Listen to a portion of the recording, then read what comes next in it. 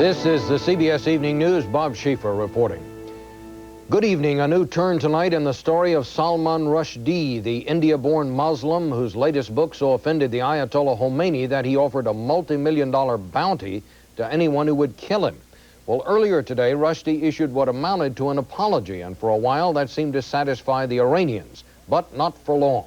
Our chief European correspondent, Tom Fenton, has tonight's developments from London.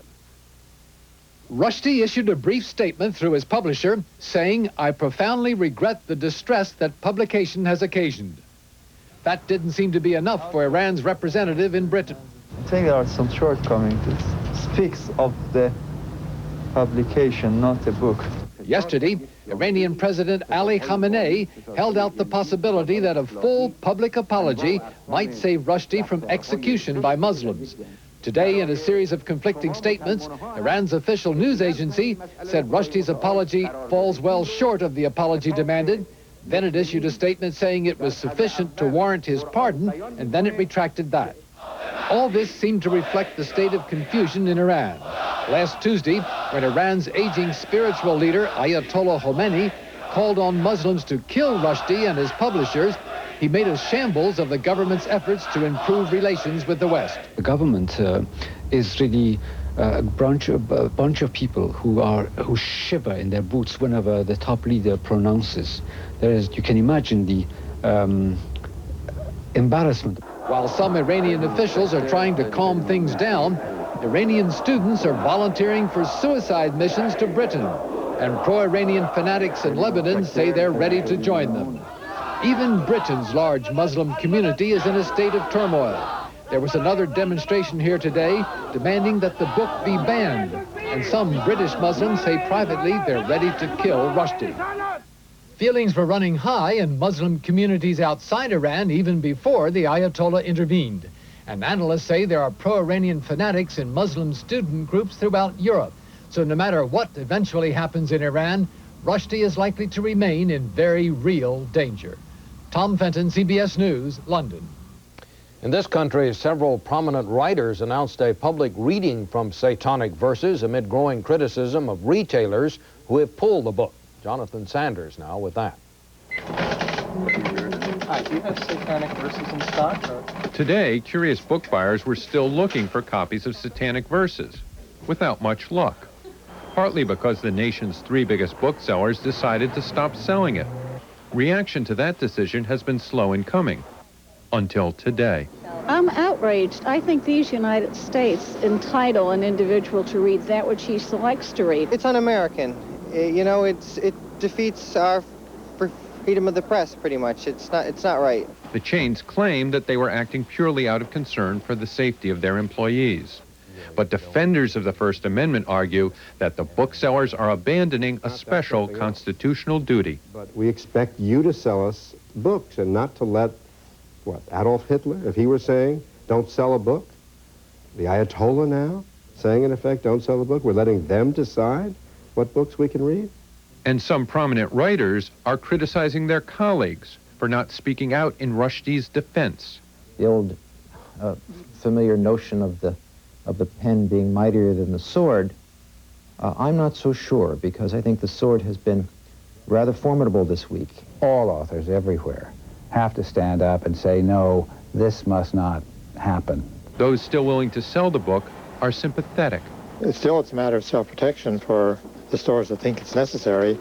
I'm not ready to say they should sell it at the risk of getting a bomb. The irony is, even if the 3 major booksellers were willing to sell the book everyone's asking for, they couldn't. The publisher is out of stock. Jonathan Sanders, CBS News, New York. And a major development in the Middle East tonight. Announcement that Israeli Foreign Minister Moshe Aarons will meet next week in Cairo with Soviet Foreign Minister Shevardnadze, who is pushing a new peace plan. Before his talks with Aarons, Shevardnadze will meet with PLO leader Yasser Arafat. Well, John Tower is now being investigated by another congressional committee. We'll talk to the panel's chairman in just a moment. And later on the CBS Evening News, we'll travel to the end of the earth for a look at what man is doing to the environment.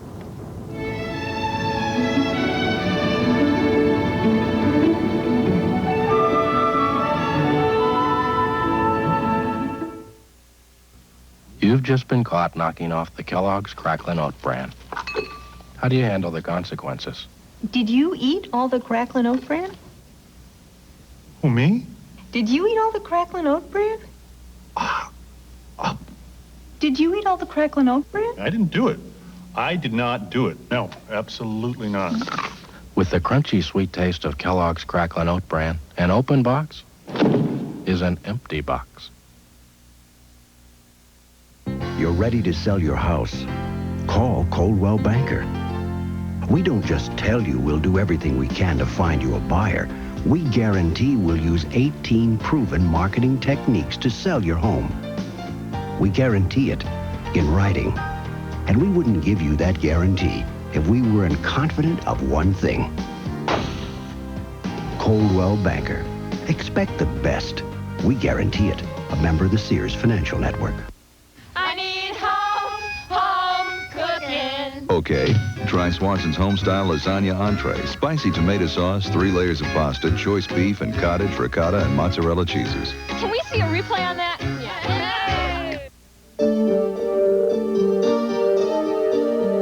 Which fruit has the most fiber per serving?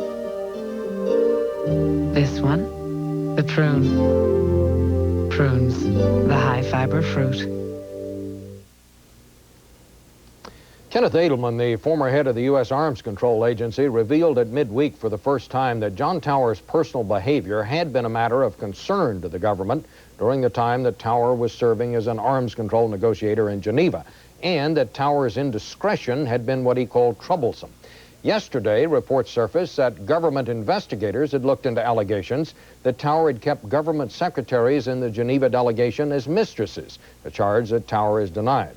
Well, in addition to the Senate Armed Services Committee, which is considering his nomination, Tower's actions have now come under the scrutiny of a House committee headed by Michigan Congressman John Dingell, who joins us from Washington. Mr. Chairman, as I understand it, your committee was probing security procedures in the Energy Department. That led investigators to Geneva, and then these allegations about John Tower sort of turned up as a sidebar to your original investigation. Have you found anything so far, though, that gives you pause about whether John Tower ought to be Secretary of Defense? Well, we are not investigating Mr. Tower, and we are not inquiring into whether he should be confirmed as Secretary of Defense. We have made certain information in the files of the committee available both to the FBI in connection with our investigation and to the Senate committee chaired by the very able Senator Nunn.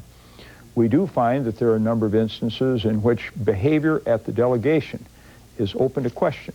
This is a part of a long-going inquiry by our committee into matters relative to security at nuclear weapons facilities run by the Department of Energy.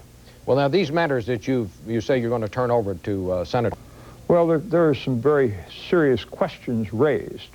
The information that we have communicated to Senator Nunn, I believe, is being gone into by the Senate committee. But you can't give us any details on the particulars. Well, it involves inability to keep track of records, papers, safes, a lack of an adequate logging file with regard to classified documents, questions relative to behavior of persons in the delegation. Mr. Chairman, we understand that your committee has summoned this man. I think we have a picture of him here, Bern Indahl, a State Department security officer who conducted one of the original investigations on possible security violations in Geneva, and that he came here today from his current station in Africa at your request. But apparently some State Department security people intercepted him and told him he could not talk to your committee. Can you tell us what that's about? Well, this has aroused the curiosity of the committee in a very serious way. Interference with a congressional investigation is a criminal act. When Mr. Indahl reported to the United States on a flight from Africa, he was met by security officials of the State Department who whisked him off to a motel or hotel, advised him that he could speak to no one until Tuesday. We had him brought back to discuss with the committee staff certain matters relative to our investigations of the matters associated with security at nuclear weapons facilities involving certain personnel who had served in Geneva very close to and with Mr. Tower. Well, what do you plan to do about this? Well, as of about 2 minutes before airtime, the State Department called me and assured me that they knew nothing about these events and they were trying to find out why it was that Mr. Indall had been instructed that he was not to cooperate with the committee. I asked them if they would afford us full cooperation in this matter, and the indication was that that would be forthcoming. In the meantime, the inquiry of the committee is now expanded by this rather curious set of events as to why it is that the State Department would try to preclude a congressional investigation from inquiring into matters which have been going on for the best part of 4 or 5 years. Mr. Chairman, thank you very much for coming in. Thank you. Thank you. Counting John Tower, there are now 5 of the President's cabinet choices who have not yet been confirmed for one reason or another, but that is only part of the reason for the administration's slow start, because at the sub-cabinet level, almost no one is in place yet. Eric Engberg now has more on that. Because the Coast Guard is in his department, Transportation Secretary Sam Skinner can order up a ship just like that. But he's having trouble putting together his crew. Skinner, like the rest of the Bush cabinet, still doesn't have any assistant secretaries who've been confirmed by the Senate. I'm an impatient sort. We're impatient in Chicago, and we'd like to get our team moving. The slow pace of filling jobs, much slower than the Reagan administration did it, has left Reagan holdovers largely in command. The new president says that's fine. The people that are running the various departments now are people who generally are good people and share my objectives for this country. But questions are being raised about a wasted honeymoon. What happens when you don't have your key people in place is that you lose some of that momentum that comes as a result of being a newly elected president. And you can never regain it if you don't use it effectively during this period. The Tower imbroglio, say defense experts, has hobbled the Pentagon so badly that one deadline was missed on a key decision over what type of strategic missile defense the administration should back. Analysts fear reforms in defense procurement will stay on hold. Well, someone's going to have to answer the mail, and they will. The people that are there acting will do it. But it would be far better if the key players were there. As Secretary of State Baker made a whirlwind tour of NATO allies, the administration was surprised this week with a move by Central American leaders to cut aid to the Nicaraguan conference. And some see foreign policy drifting. The holdovers are wondering whether they're going to have other jobs or any jobs. And so far as I can tell, they may not have clear policy direction. Old Washington hands say the president hasn't suffered any major damage, but they say he must get his own team in place within a few weeks so the Democratic Congress will fill the void with ideas of its own. Eric Engberg, CBS News, Washington.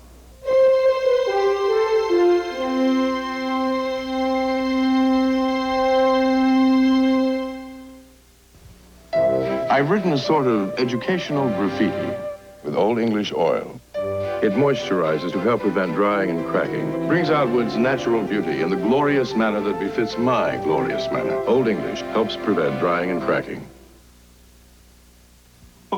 Next time you get heartburn, consider yourself lucky, because now Rolaids comes in assorted fruit flavors, still calcium-rich, sodium-free, and as effective as ever. Assorted flavored Rolaids. Relief never tasted so good. Every time I see my wife color her hair, the mixing, the mess, I'm glad I've got Grecian Formula 16 to get rid of gray. Grecian isn't a dye, it's a clear liquid. Just comb in a few drops a day, and gradually, week by week, natural-looking color comes back. Then use it once a week to keep it that way. I'd go nuts waiting 40 minutes. I slave over my hair, but with Grecian, you guys have it so easy. Grecian, the no-mess way to get rid of gray, gradually. Daddy, I want my Jenny beer. I want my soda.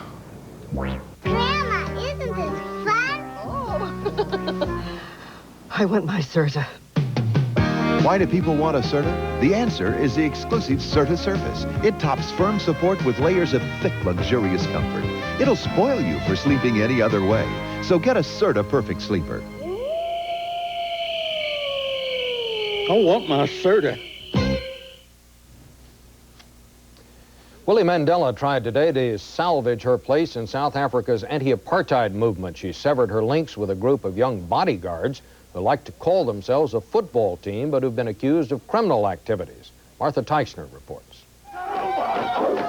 After repeated pleas from her jailed husband, Winnie Mandela has finally agreed to evict members of the controversial Mandela United football team from her home. Her decision was announced tonight by the South African Council of Churches, which has agreed to guarantee their safety. I feel the community needs to understand that you don't solve the problem by killing more people. The murder of 14-year-old Stompie Moketsi is just one of a series of violent incidents that have been linked not only to the football team, but to Winnie Mandela herself.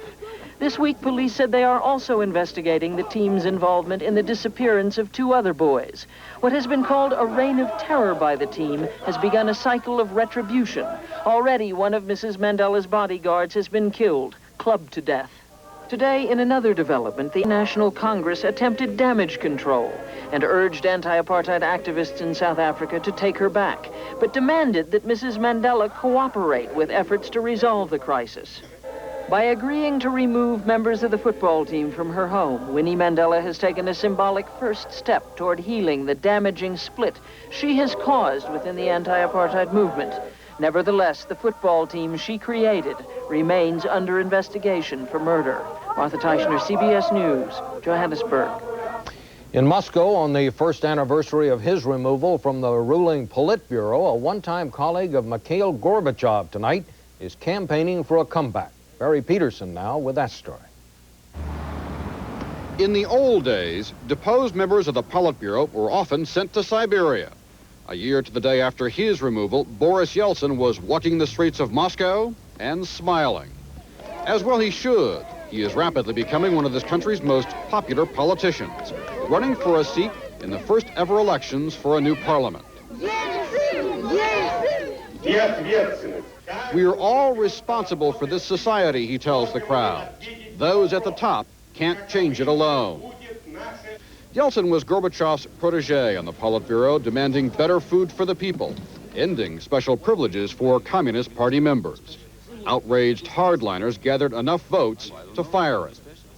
At last summer's party conference, he asked to be reinstated. Party leaders did nothing. But he kept preaching, even from his kitchen table. Everyone should be treated fairly, he says, from the bottom to the top.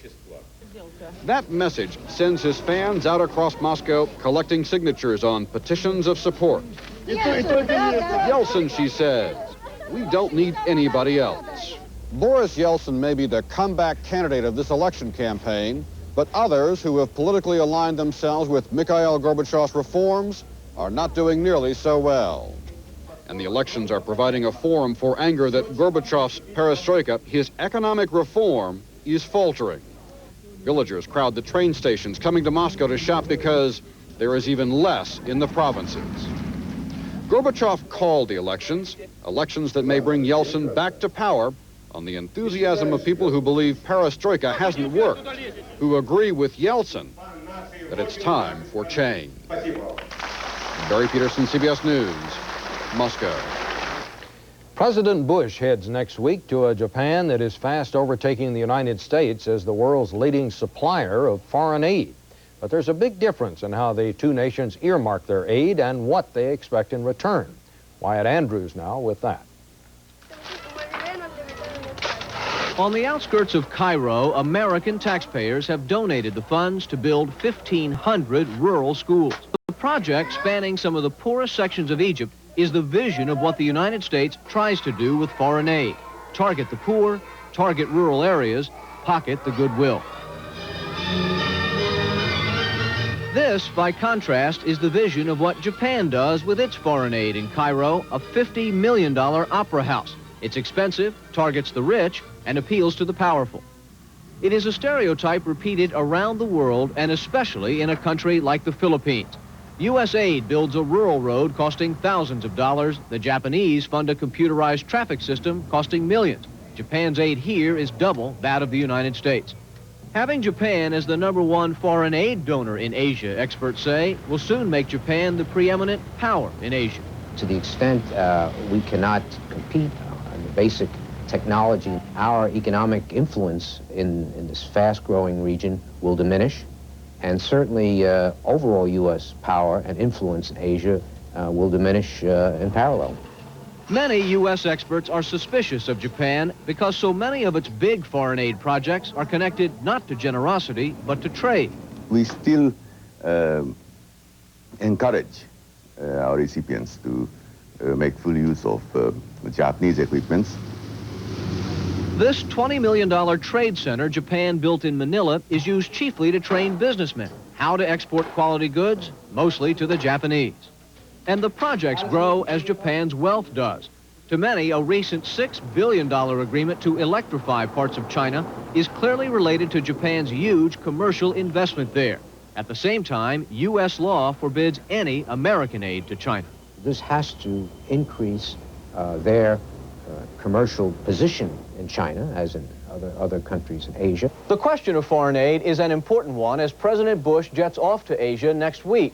Because of America's budget problems, the United States is pressuring the Japanese to pay more of the worldwide foreign aid bill, even as it asks Japan not to link its aid to its trade. The U.S. remains concerned that all those years of Americans in the field pocketing goodwill will be replaced by the Japanese pocketing power. Wyatt Andrews, CBS News, Washington.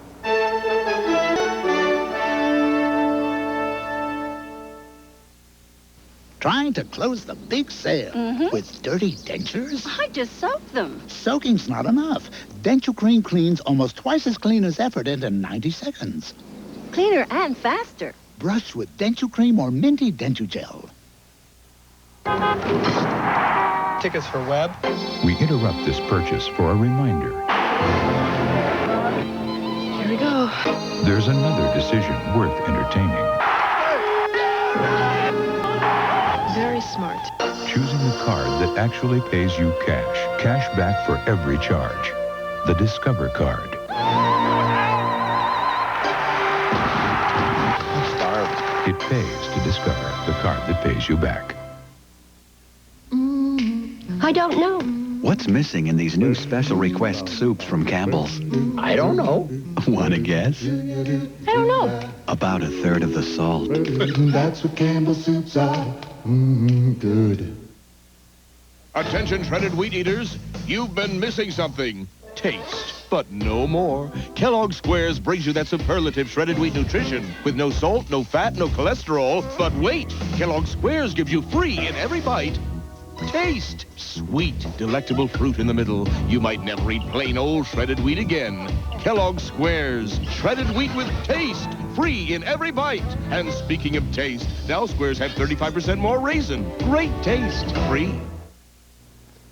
Women from rural America are holding their annual conference in Des Moines this weekend, talking about life down on the farm. For more and more of them, it includes a job off the farm, and Gary Reeves reports. 6 acres are all that's left of the Krogman family farm. The bank foreclosed on the rest. So every day long before dawn, both Ron and Winnie Krogman are up and working hard to hold on to the homestead. Life for farm women like Winnie Krogman has changed drastically in the last decade. Every day she takes care of the 4 kids, the calves, the hogs, and the husband. And after that, she works another 9 hours waiting on tables. There's sometimes that you just say, is it all worth it? Why don't we just sell out and just work like normal people?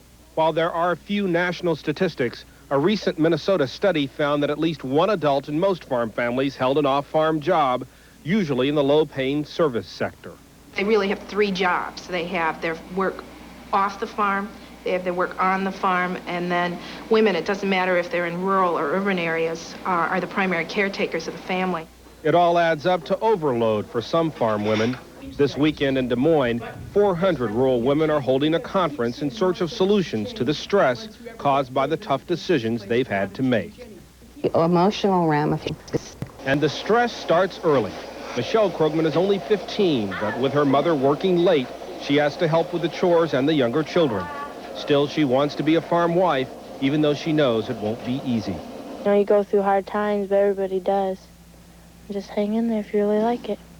Liking it, experts say, is what keeps families like the Krogmans going, even when the economics stop making sense. It's a lot of work, but you get a lot of rewards out, too. But researchers wonder if the rewards are enough to keep farm women going through working days that stretch into years that almost never end. Gary Reeves, CBS News, Chicago.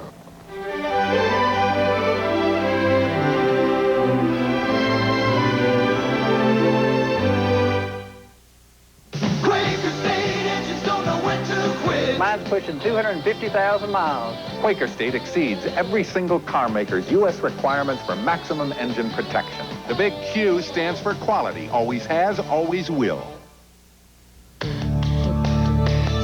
Now, from any phone in America, you can get 30 minutes of 100% fiber optic long distance free. Just pick up a phone, call U.S. Sprint now, and talk with the best. Free. Red Lobster presents the Lobster and Shrimp Combination Celebration. Two celebrated tastes, lobster and shrimp together. It's tender grilled shrimp. It's luscious rock lobster, langostinos that sizzle, shrimp scampi, and more. A celebration of 6 lobster and shrimp platters starting at just $7.95. Kids shrimp dinner, $1.95. Join the Lobster and Shrimp Combination Celebration at Red Lobster now. And get a half pound of snow crab legs for just $3.95 with any entree. If for years you've been itching to get relief from the discomfort of a dry nose,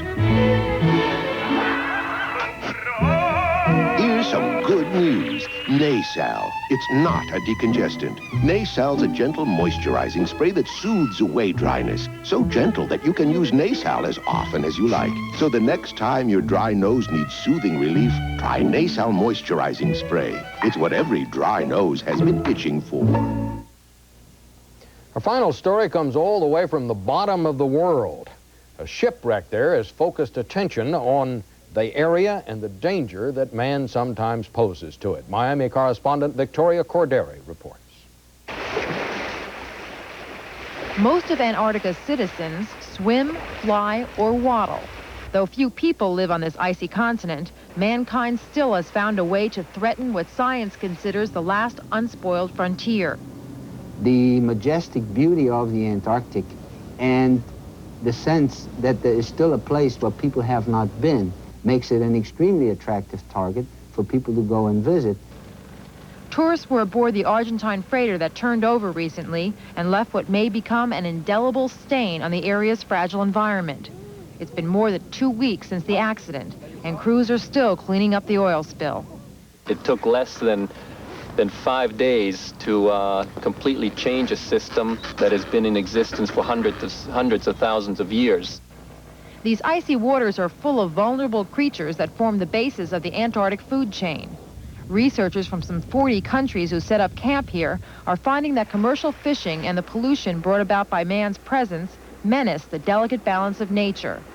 And posing an even greater threat is the possibility that countries may be allowed to drill for oil and minerals in this unexplored region.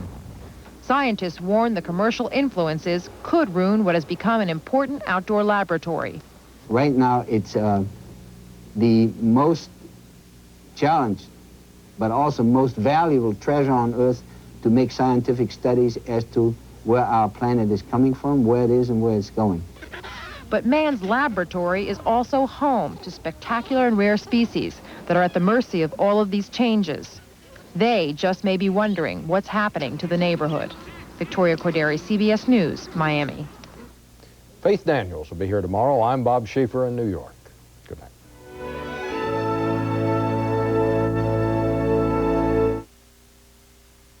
Yes. Just ahead on 11.